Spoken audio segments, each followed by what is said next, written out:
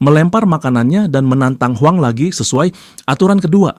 Namun seluruh gengnya dengan mudah dihabisi oleh Huang. Setelah kelas mereka mencoba mengganggu Yeonju, tapi ketika Huang memergoki mereka, dia menghukum mereka dengan latihan fisik di depan raja.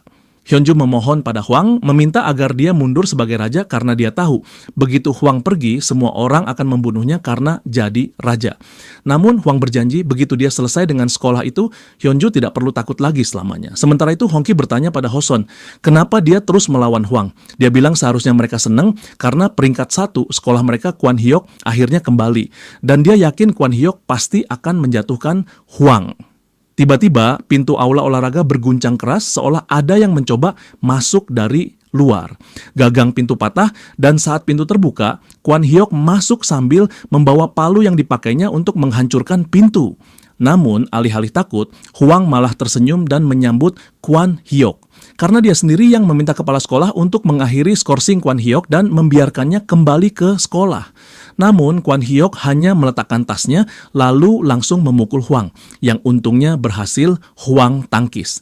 Kwan Hyok lalu menunjuk aturan-aturan Huang dan mengatakan bahwa dia ingin menantang Huang. Huang menatapnya dengan darah di bibir akibat pukulan Kwan Hyok tapi tetap tersenyum dan dengan senang hati menerima tantangannya. Saat pertarungan dimulai, Huang berhasil menghindari pukulan Kwan Hyok dan membalas dengan pukulannya sendiri. Namun alih-alih tumbang, Kwan Hyok menahan pukulan itu dan membanting kepala Huang ke tanah membuatnya pingsan. Ternyata Kwan Hyok adalah legenda hidup di sekolah mereka. Bahkan saat mereka masih siswa tahun pertama, dia berhasil memanjat rantai kekuasaan di Guntek.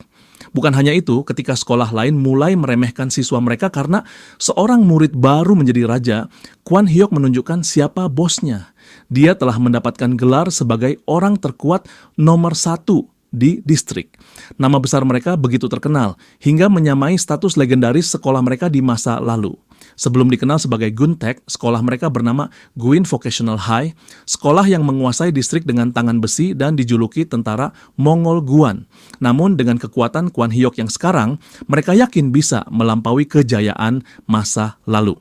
Para siswa merayakan kemenangan Kwan Hyok melawan Huang Jin dan mulai meneriakkan namanya. Sementara itu, Ho Jian memuji Kwan Hyok, lalu memanggil Hyunju untuk menerima hukuman karena berlagak menjadi raja beberapa hari terakhir.